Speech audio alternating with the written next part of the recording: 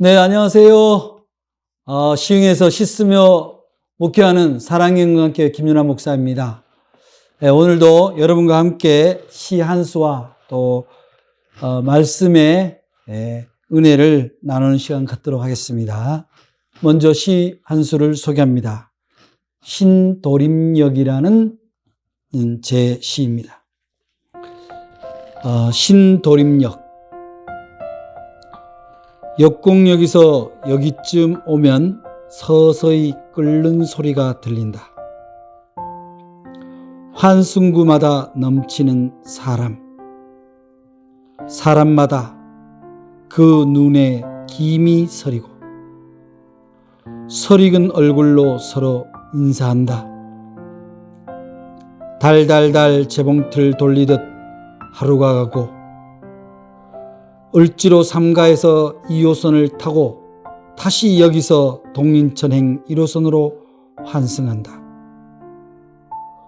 오늘도 평형의 기적이 지나간다.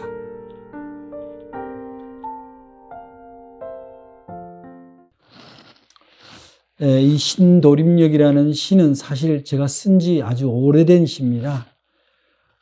제가 목회자가 되기 전에 제가 충무로 을지로에서 출판사를 했었는데요. 그때 전철로 출퇴근을 하다 보면 지금도 그렇습니다만 신도림역은 수없이 많은 사람들이 전철을 환승하는 역인데 그 환승로를 따라서 가다 보면 정말 사람이 사람을 밀고 갑니다. 뿐만 아니라 전철을 타도 까딱하면은 전철 한두 편은 놓치게 일쑤입니다. 저는 그때 그런 생각을 했어요. 참 사람들이 열심히 사는구나. 그리고 전철 안에 들어가면 정말 겨울에도 땀이 날 정도로 사람들이 정말 설설 끓는 물에 사람들이 들어와 있는 것 같아요. 그래서 사람들이 설설 끓는 가마솥에 사람이 들어있는 느낌을 갖게 되자 그 조선시대 때 팽형이라는 그 형벌 제도를 떠올랐어요. 그 팽형이 뭐냐면은 조선시대에 아주 중죄를 지은 사람을 벌을 주는데 어떤 벌을 주냐면은 그 사람을 이른바 삶아 죽인다 이런 거예요. 사형을 하는데 삶아 죽인다는데 실제로 사람을 삶아서 죽인다는 게 아니라 그 사람은 이미 죽은 걸로 보고 그 사람의 모든 요즘으로 보면 호적, 모든 사회적 직분 이런 거를 다 솥에다 넣고 불을 뗍니다. 그러면 그 사람은 어떤 사람이에요? 이 세상에 존재하지만 존재하지 않는 사람이에요.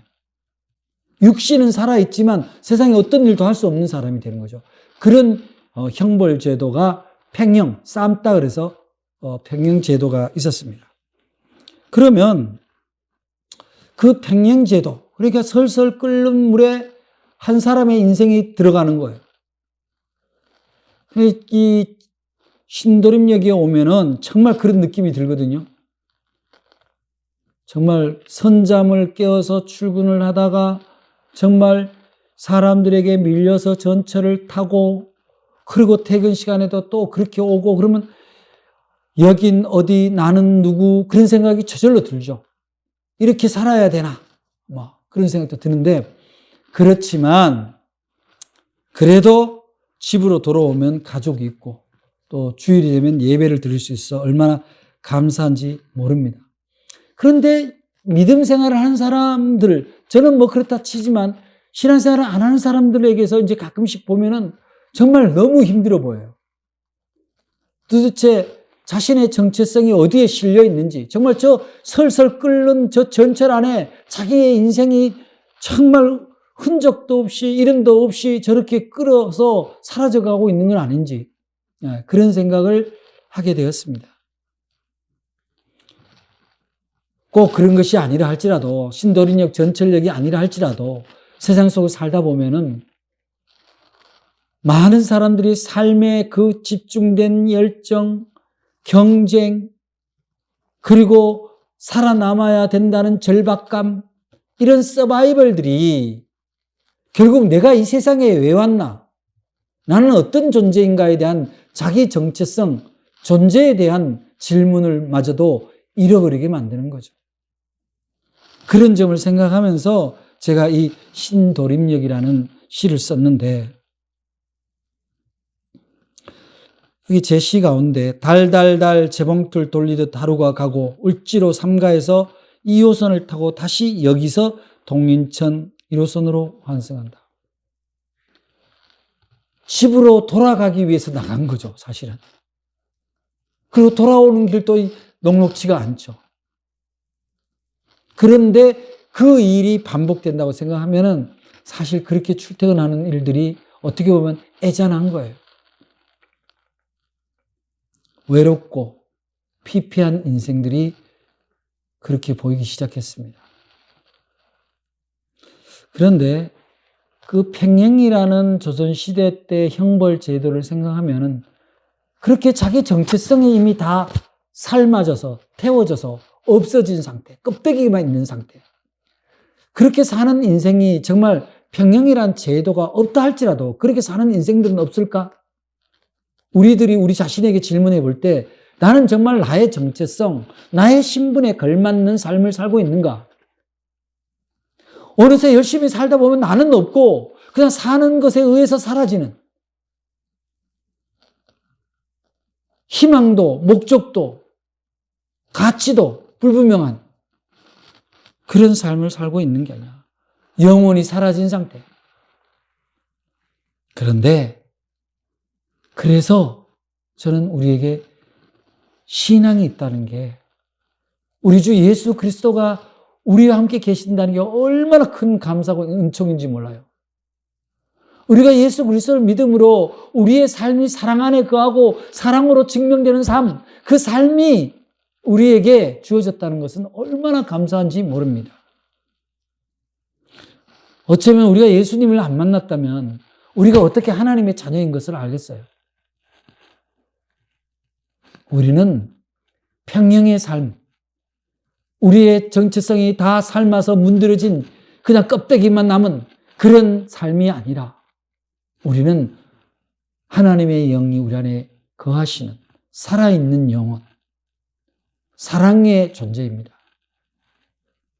비록 신도림역에서 힘들게 전철을 갈아타고 어렵게 살아가는 시간이 있을지라도 우리는 평형의 존재가 아니라 살아있는 존재입니다. 로마서 6장 34절로부터 35절에 사도 바울은 우리에게 이렇게 얘기합니다. 죄에 대하여 죽은 우리가 어찌 그 가운데 더 살리오? 무릇 그리스도 예수와 합하여 세례를 받은 우리는 그의 죽으심과 합하여 세례를 받은 줄을 알지 못하느냐. 즉 우리가 만약에 평형을 당했다면, 평형을 받았다면 과거의 죄는 우리는 삶아서 태워서 평형을 당했을지 몰라도 우리의 새로운 정체성, 살아있는 우리는 예수 그리스도와 함께 영원히 지워질 수 없는 생명, 그 정체성, 살아있는 우리의 존재라는 실존이 지금 여기에 있다는 사실입니다. 여러분, 지금부터 살아가는 삶은 우리는 전철 안에서 설설 끓는 전철 안에서 죽은 듯이 살아가는 존재가 아닙니다. 그것은 그저 살아가는 한 가정일 뿐, 우리의 정체성은 우리의 영혼이 살아, 우리의 삶이 싱싱하게 살아 빛나는 하나님의 자녀로서, 이 세상에 하나님이 피우는 꽃으로서, 빛나는 별로서 우리는 여전히 살아있는 존재입니다. 여러분,